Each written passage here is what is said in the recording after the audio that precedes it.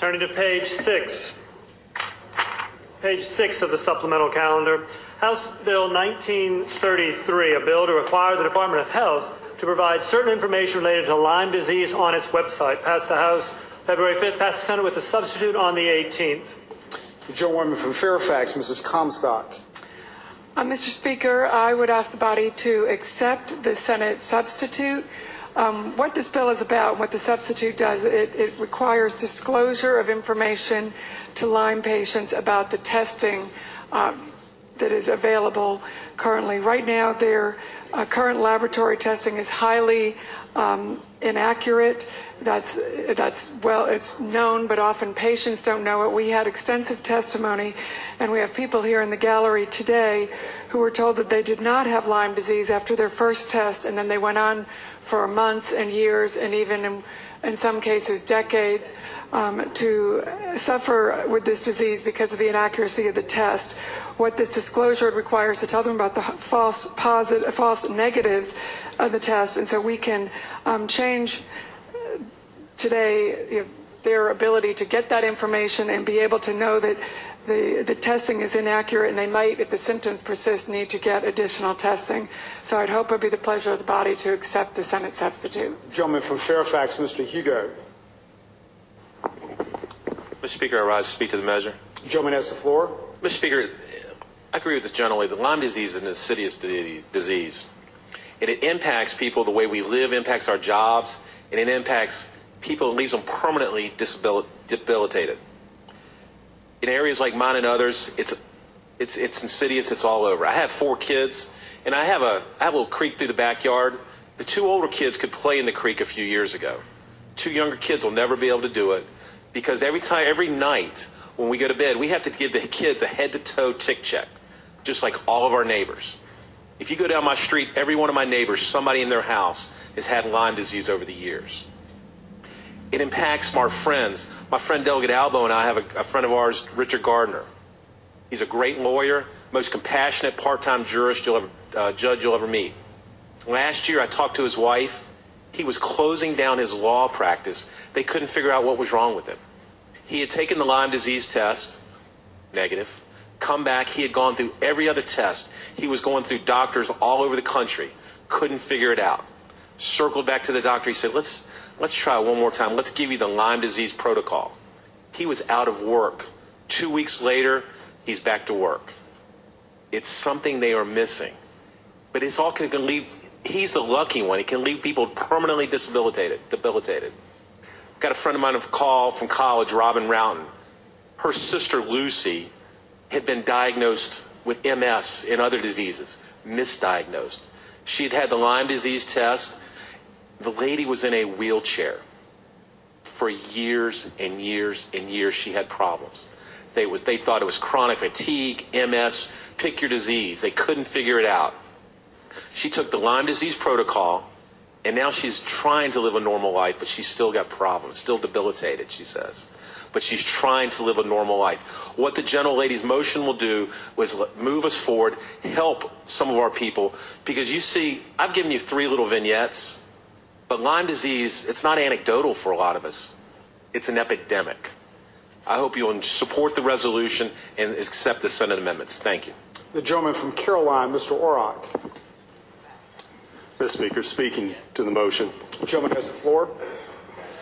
Mr. Speaker, ladies and gentlemen of the House, let's be clear. First and foremost, if you look at the matter before the body right now, it's not whether we think that Lyme disease is a problem. It's not whether we think we need to do something. The matter before the body right now is which 2 versions of the language do we feel will better address the critical and real needs of the citizenry of the Commonwealth to be informed about this disease and have the physician community become educated about the disease.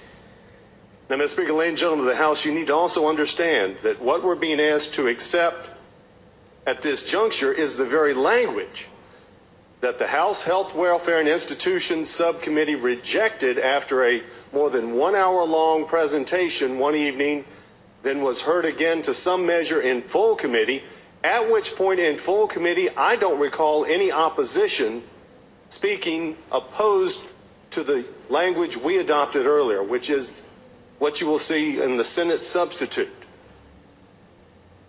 I'm sorry, Mr. Speaker, turn wrong, to the engrossed version. Mr. Speaker, ladies and gentlemen of the House, read the language. In what we're being asked to accept here today, to paraphrase, it's basically being said that every time a patient is going to be given a test for Lyme disease, they're going to be given a piece of paper that says, oh, by the way, this test may not mean anything. So good luck with that, and go and ask some more questions. If you look at what I would consider to be the more thoughtful language of the engrossed bill, yes, it's only posting it on a website. But if you read that language, you will see it as a more measured statement addressing truly what the patient should recognize. And I would suggest even more important, read the second enactment clause of the engrossed bill, which is not a part of what we're being asked to agree to right now. And that second enactment clause charges the Department of Health with giving information to the entire medical community about the problems of the testing and encouraging them to share that information on that one-on-one patient counseling time, so they're not just given a black and white piece of paper saying you're going to get a test, may or may not mean anything. If you have questions, come back and see me. What it truly will mean is that the physician at the time says, I'm going to order a test, and there may be some problems. So I would suggest, in all due respect to the patron of the measure, Mr. Speaker, ladies and gentlemen of the House, we should reject the Senate substitute. I think the House got it right.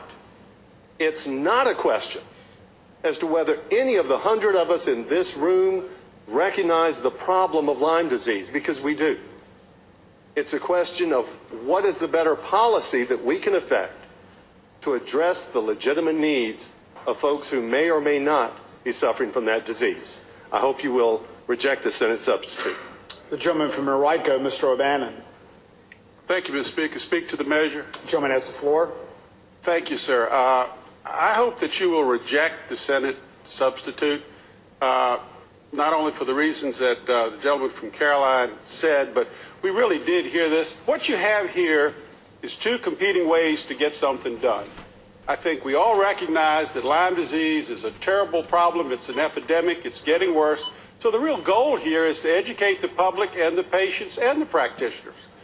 But I would just remind you that your House version of this passed 93-5, including the gentlelady from Fairfax who voted for the House version. And so the way to move this ball down the court is to go ahead and reject the Senate version. Let's keep working on it, put it in a conference, and hopefully we'll get something that'll satisfy more participants. So I hope you'll reject the Senate substitute. The gentleman from Halifax, Mr. Edmonds. Mr. Speaker, speaking the substitute. The gentleman has the floor. Mr. Speaker, I don't often rise on this floor to speak to many measures, although I have my opinions.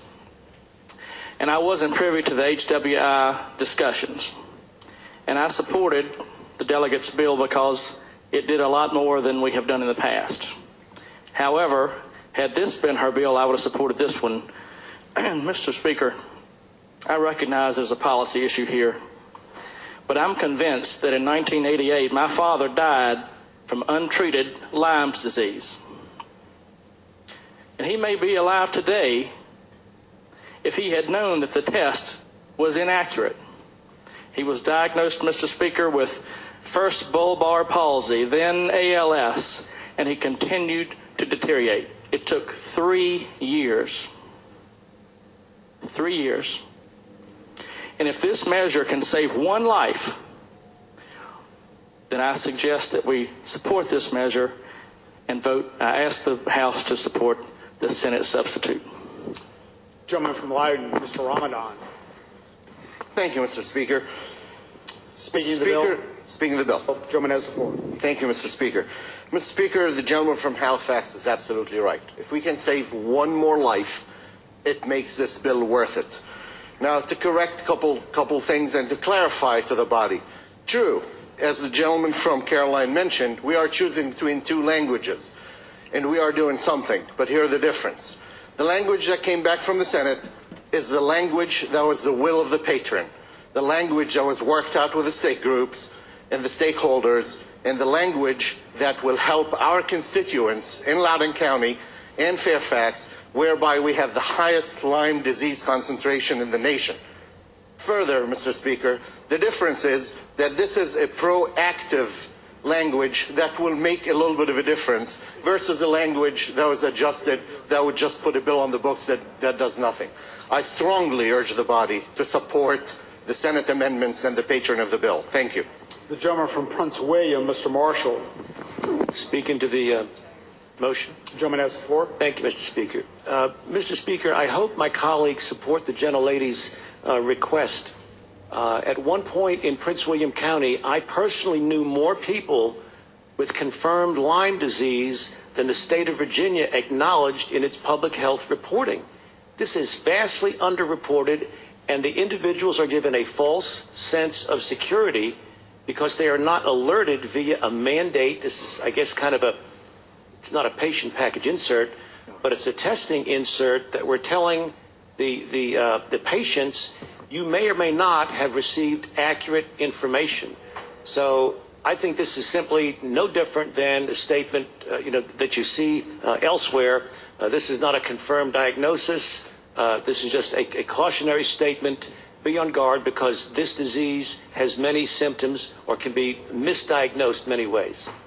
I'm going to ask the House to suspend temporarily. The gentleman from Hanover. Mr. Speaker, a message from the Senate.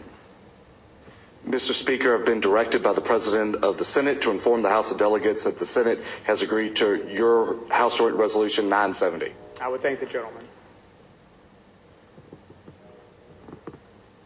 Gentleman from Virginia Beach, Mr. Stolley. Thank you, Mr. Speaker. Speaking to the Senate amendment. Gentleman has the floor. Mr. Speaker, I would point out that folks here keep talking about the test. There's not the test. There are 5 separate tests for Lyme disease. The language in this bill speaks to one of those 5 tests. However, the way the bill is written, that the same information has to be given to the patients on all 5 of those tests. The standards here are not the same across the board.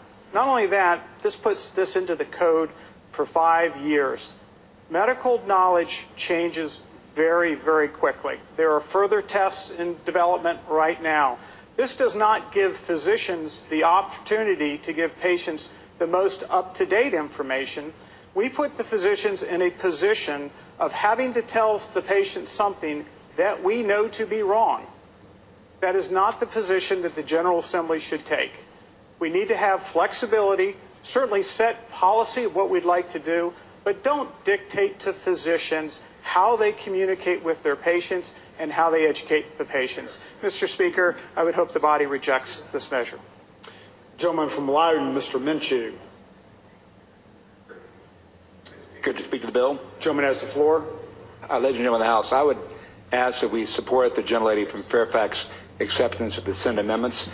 I speak as a scoutmaster from Loudoun County. I probably pulled more ticks off of boys than anyone in Loudoun County. And the problem with the current test for Lyme is that it gives too many false negatives. What this bill will do will allow those parents who have had their scoutmasters like me pull ticks off of boys know that a negative that comes back doesn't mean you don't have the disease. I would ask that we accept the Senate amendments. Gentleman from Fairfax, Mr. Keene. Thank you, Mr. Speaker. I rise to speak to the measure. Gentleman has the floor. Thank you, Mr. Speaker. I'm not an expert on health care. I certainly appreciate and respect the opinions of my colleagues who are medical doctors, but it seems to me just from a glance of this that we're talking about an either-or situation. Either we go with the House version, which would then require a lot of public relations and public affairs and information that to be available, or the Senate version, which actually takes that information and puts it in the hands of those that need that information. I wish there was a way that we can combine both, that we do both, and not just either or. But in the event, in the scenario that we face ourselves, which is a choice between taking the Senate version and taking the House version, I would hope that we all take the Senate version because agreeing with some of my colleagues who spoke earlier, this is the information that we need to make sure that those that are victims of Lyme disease have, and not just the members of the general public. And I recognize a few of my constituents in the gallery as well who came down here to talk to us about this issue. I think we owe it to them to make sure that we get the information in their hands, and not just in the public at large. So I hope that we will accept the substitute. Gentlewoman from Fairfax, Mrs. Comstock. Thank you, Mr. Speaker. I'd like to addressing the bill. Gentlelady has the floor. Nothing in this bill prevents public information and from doctors continuing to update their information and giving more information to their patients, and obviously that is something that would continue. We can also have information go up on the public websites too. Nothing in this bill, in the Senate substitute, would prevent that. We actually had letters sent out to physicians in the Commonwealth about this problem, but what the Senate substitute does that has not been done to date is it puts that information directly in the hands of the patients. If you're told you don't have, when you get your test, that it's negative and you don't have Lyme disease, you're not going to go start looking on a website to find out what might be on a website. You've been told you don't have it. So all this is saying is it's a very simple disclosure in the language that was both going to be in the House version and now in the Senate substitute was merely informing people, getting that information directly to the patients. The Senate substitute does that much better by directly letting the patient know that there is false negatives here. The doctors can always give their patients all the additional information that they want to provide. This is just providing them something that's actually on the lab results themselves. We had patients who showed us their lab results, which shows the doctor gets the lab results saying that this test isn't reliable. So watch this and know. So all we're asking is the information the doctors get from the labs, that be directly given to the patient, because that is the best way to get the information directly into their hands. So I hope it's the pleasure of the body to adopt the Senate substitute. Gentleman from Powhatan, Mr. Ware. Thank you, Mr. Speaker. I have a motion. Gentleman may state it. I move the pending question. Gentleman moves the pending question. All those in favor of that motion signify by saying aye. Aye. All those opposed, nay. The ayes have it. The pending question is moved. Shall the Senate substitute be adopted?